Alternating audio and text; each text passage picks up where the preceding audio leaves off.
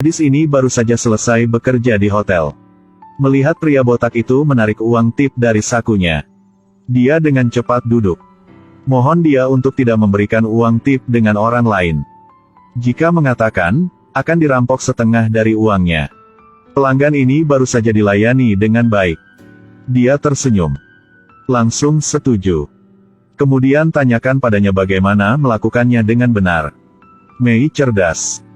Beritahu dia jika seseorang bertanya tentang tip. Katakan layanannya sangat buruk. Pada dasarnya tidak memberikan tip. Saat ini, Gou telah menunggu di bawah begitu lama hingga dia mengantuk. Melihat pelanggan dan Mei keluar, segera bertanya apakah dia puas. Pelanggan melakukan apa yang Mei katakan, dan mengkritik layanan hari ini terlalu buruk. Nanti tidak akan kembali lagi. Ketika Gou mendengar itu, dia membeku. Juga tidak lupa untuk bertanya Mei tentang uang tipsnya. Jelas, pelanggan mengatakan sebelumnya bahwa dia tidak puas. Jadi bagaimana bisa mendapatkan tip lagi? Dia tidak percaya. Segera menyambar tas Mei. Membukanya untuk mencari tetapi tidak dapat menemukan koin apapun. Jadi dia melemparkannya kembali padanya. Dia sudah merasakan skill Mei. Jelas tidak sampai membuat pelanggan tidak senang. Pasti punya masalah. Jadi dengan tegas, mengikutinya pulang rumah. Melihat dia masih belum keluar, Mei terlihat sedikit panik. Sudah kubilang aku tidak punya uang tip hari ini. Gou masih diam. Mengolok-oloknya mengapa hanya melepas sepatu. Melepas pakaian juga. Mengatakan ini, dia berjalan mendekat dan meraih Mei. Gunakan satu tangan untuk meraba-raba tubuhnya. Dalam beberapa saat menemukan uang persenan tersembunyi di balik punggungnya. Ini membuat Mei tercengang. Melihat Gou marah, dia semakin takut. Gou segera menamparnya. Lalu masukkan semua uang ke dalam sakunya. Hari ini pasti harus memberimu pelajaran hidup. Katanya jagoan tidak bisa menahan amarah di depannya. Mei melihat Gou akan memukulnya. Buru-buru menurunkan harga dirinya dan memohon padanya untuk memaafkannya. Karena kebodohan sesaat, baru melakukan kesalahan. Nanti benar-benar tidak berani mengulangi pelanggaran lagi. Gou juga tahu bahwa dia tidak bisa menyakiti stafnya. Kalau tidak, bagaimana Gou bisa menghasilkan uang dari mereka lagi? Jadi hanya bisa mengatakan kata-kata jahat. Jika kau berani melakukannya lagi, aku akan membuatmu tidak mungkin melihat matahari besok. Setelah dia selesai berbicara, dia pergi. Melihat iblis akhirnya pergi, Mei panik, sekarang baru bisa bernapas lega. Hari-hari seperti ini benar-benar mengerikan. Dia harus memikirkan cara untuk keluar dari sini. Tapi dia tidak punya uang atau kekuasaan. Apa yang bisa dilakukan gadis lemah seperti dia? Dia kembali ke kamarnya untuk melihat teleponnya. Pesan dikirim ke luar negeri, tidak ada balasan. Tiba-tiba dia tidak sengaja melihat nomor telepon Wael. Tiba-tiba dia tidak sengaja melihat nomor telepon Wael. Dia tiba-tiba punya rencana. Hari berikutnya, keduanya bertemu di kedai kopi. Wael berdandan dengan elegan dan duduk. Merasa sangat aneh karena Mei memanggilnya. Berminat tanya kenapa mukanya bengkak. Ada pepatah yang mengatakan bahwa ketika Anda memohon kepada orang lain, Anda harus menundukkan kepala. Mei tidak memiliki tampilan arogan lagi. Melihat Wael meletakkan tasnya di atas meja, Mei buru-buru menurunkan tas kecilnya. Tindakan ini membuat Wael merasa sedikit puas. Bertanya apa yang terjadi. Mei terus terang ingin memintanya untuk menghubungi Kak Cole. Dia memiliki urusan penting untuk bertemu Kak. Namun, ini tidak menguntungkannya. Jadi dia langsung menolak. Berkata tidak bisa. Sekarang Mei tidak punya pilihan lain. Dia hanya bisa memegang tangan lawan. Memohon padanya untuk pasti menyelamatkannya. Lihat betapa Mei telah berubah dari sebelumnya. Jadi dengan enggan pergi ke Cole. Mengatakan bahwa Mei ingin bertemu dengannya. Cole curiga karena keduanya terasing satu sama lain. Bertemu untuk apa? Tapi untuk menghormati Wael.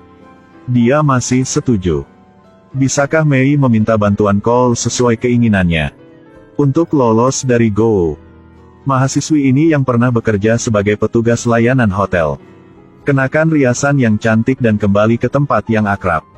Namun sekarang dia telah kehilangan posisinya. Kakak Cole ini merasa tidak sabar. Tanyakan padanya untuk apa dia datang ke sini. Menghadapi permintaan Mei untuk kembali bekerja, dia tidak ragu-ragu dan dengan tegas menolak.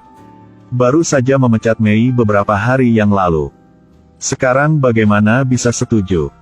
Melihat sikap Cole masih tegas, Mei buru-buru menundukkan kepalanya. Memohon untuk memberinya kesempatan. Sekarang Gou terus menempel padanya. Jika dia tidak segera pergi, suatu hari dia harus mati. Setelah perhitungan yang cermat, Cole adalah satu-satunya yang bisa menghadapinya. Namun, kata-kata ini tidak berpengaruh.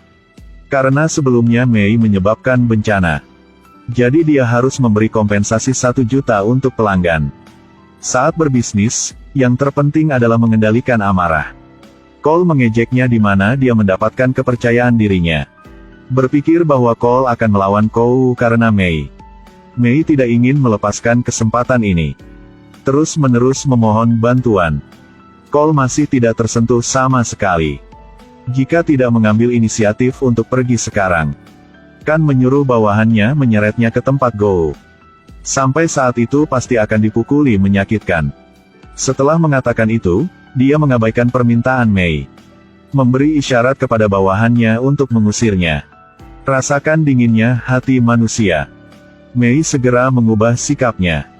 Mengkritik Cole tidak memiliki sedikit belas kasihan pun. Di masa lalu, membantunya mendapatkan banyak uang. Tapi sekarang hanya ada permintaan kecil yang tidak mau membantu. Menghadapi omelan Mei, Cole tidak ingin banyak berbicara dengannya lagi. Segera memerintahkan bawahan untuk menyeretnya keluar. Dan melarangnya menginjakkan kaki di tempat ini lagi. Itu semua konsekuensi kau sendiri yang kau sebabkan. Masih pikir tidak bisa dapat bantuan dari Cole. Bantu dia keluar dari kesengsaraan. Namun pada akhirnya, rasa kasihan manusia masih belum sama dengan menguntungkan. Mei pulang dengan kecewa. Sekarang dia sangat putus asa. Hidup itu seperti daun di udara. Hanya sahabat yang bisa berbicara dengannya. Jadi dia menelpon sahabatnya. Tersedak untuk berbicara tentang frustrasi di hatinya. Sahabat Ala awalnya berniat untuk pergi ke sekolah. Tapi khawatir Mei melakukan sesuatu yang bodoh. Dia bolos sekolah untuk mencari temannya. Tapi saat bel pintu berbunyi, yang muncul adalah Gou. Dia bahkan memarahi mengapa Mei belum merias wajah. Pelanggan sedang menunggu. Mei tidak berani memprotes. Hanya bisa pergi ke kamar tidur. Beberapa menit kemudian, Ala akhirnya juga tiba. Menekan bel pintu. Tapi melihat Gou membuka pintu. Baru saja bertemu punya kesan buruk tentang dia. Tapi Gou merasa cukup tertarik dengan mahasiswa ini. Jika mengaturnya untuk menjadi antek, yakin Gou akan menghasilkan banyak uang. Ala tidak peduli. Langsung ke kamar tidur mencari Mei. Mendengar suara ketukan, dia buru-buru menyuruh sahabatnya untuk masuk. Tapi dia belum mengunci pintunya.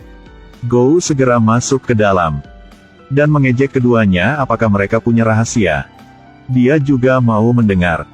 Beritahu Ala dia akan membawa Mei bekerja sebentar lagi. Jika memiliki waktu luang, dapat membawanya pergi bersama untuk memperluas wawasan. Sahabat ini mengkhawatirkan keselamatan Mei jadi dia setuju. Mereka bertiga turun ke bawah. Mei tidak ingin sahabatnya tahu pekerjaannya. Dan motor ini hanya bisa dinaiki 2 orang. Jadi dia menyuruh sahabatnya untuk pulang. Namun, trik kecil ini tidak menyulitkan Gou. Dia melambai-lambaikan tangannya untuk memanggil taksi. Tidak beri Mei kesempatan untuk membantah. Mereka bertiga seperti itu pergi ke klub malam.